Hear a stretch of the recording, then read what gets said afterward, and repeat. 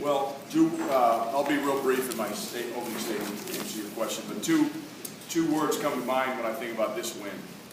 And that is, I think it was workmanlike, kind of a workmanlike win. And the other thing is, it was a great team. Our bench gave us great minutes. I think 38 points off our bench. Some guys really stepped up. So it was a team win. It was a workmanlike win. It wasn't a real pretty win. But I think Arizona State had a lot to do with that. You know, their backs are against the wall a little bit. And they've got seniors, too, that are coming down the stretch, and they're coming down the stretch run just like we are, and they want to win just like we want to win. So Arizona State, I thought, was much better certainly today than they were the other night against Utah. So, but workmanlike and good team victory. Coach, you look at some of these numbers.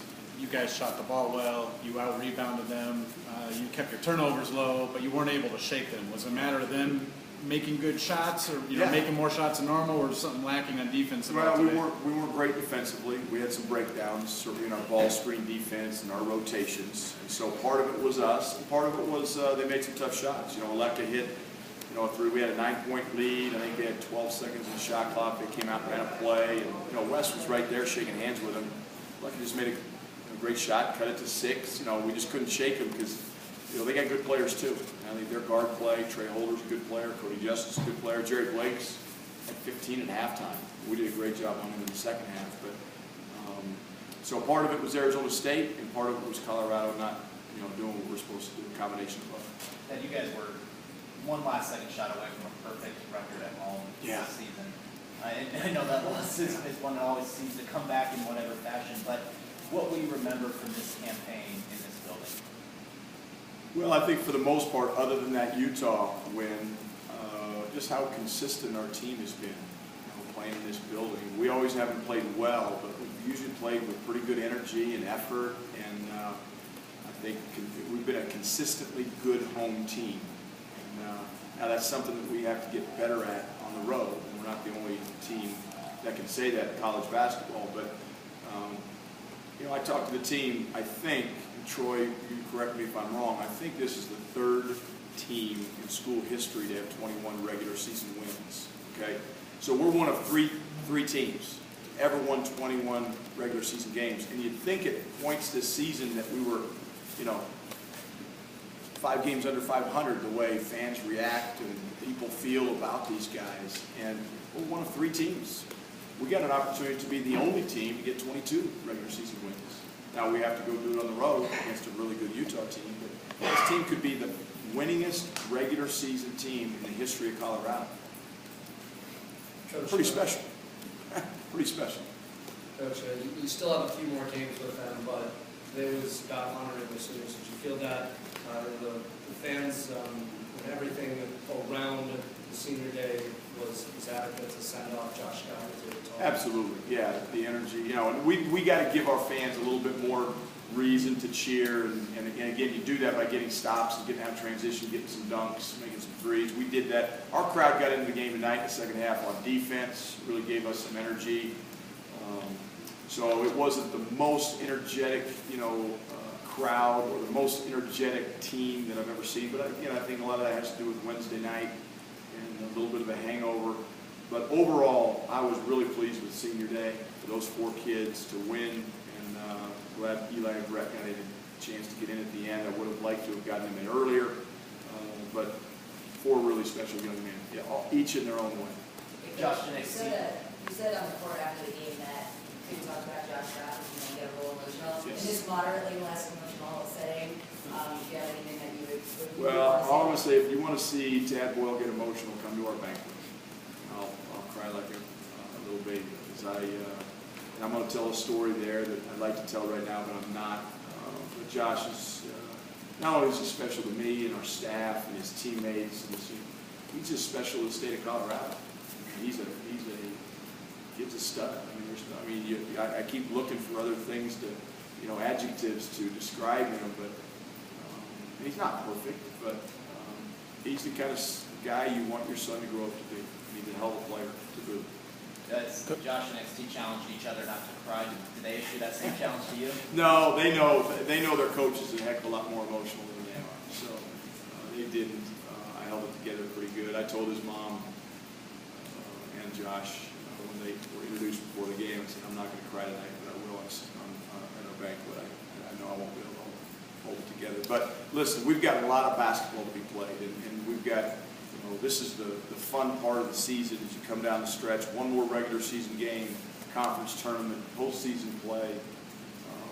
We've got room for improvement. We can get better with the way we play today. So, but I love this team. I've said it from day one. I love what they're about. And those 4 seniors, if there's one thing they all have in common, it's a high degree of character. They're great kids with high character.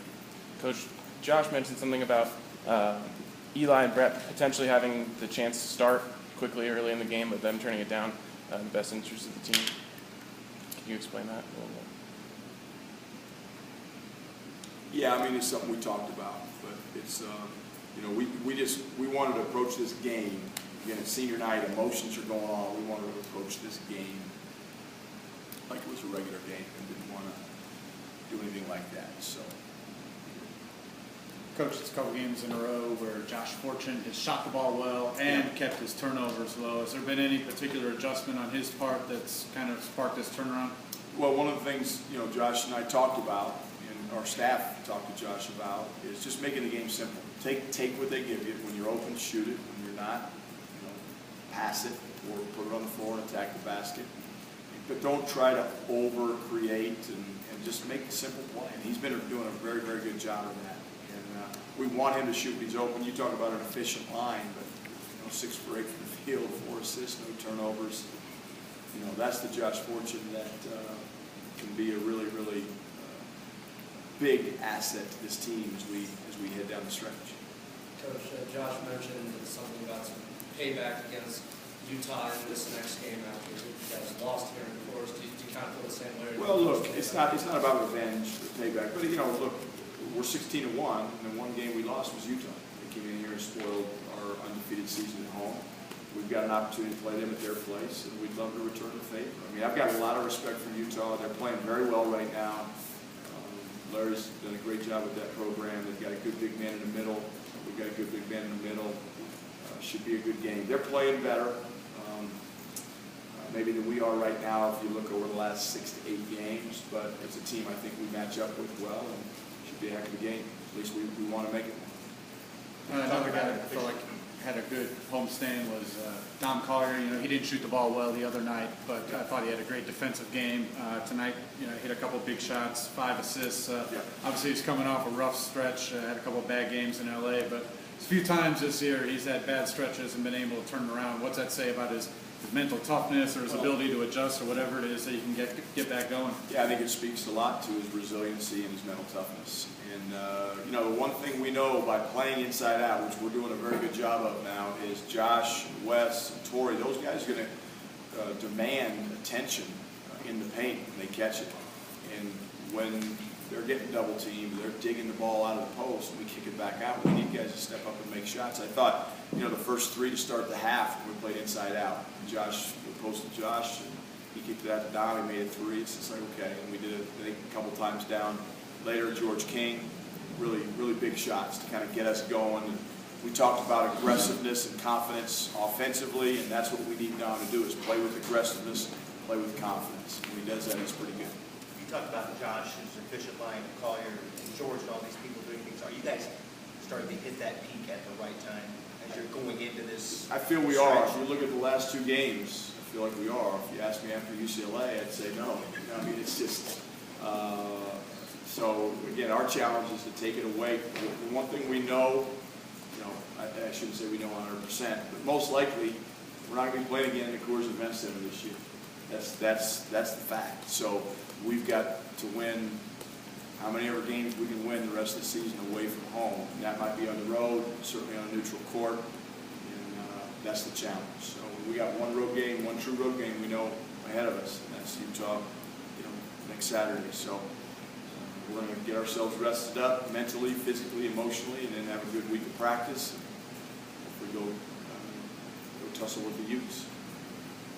Thank you.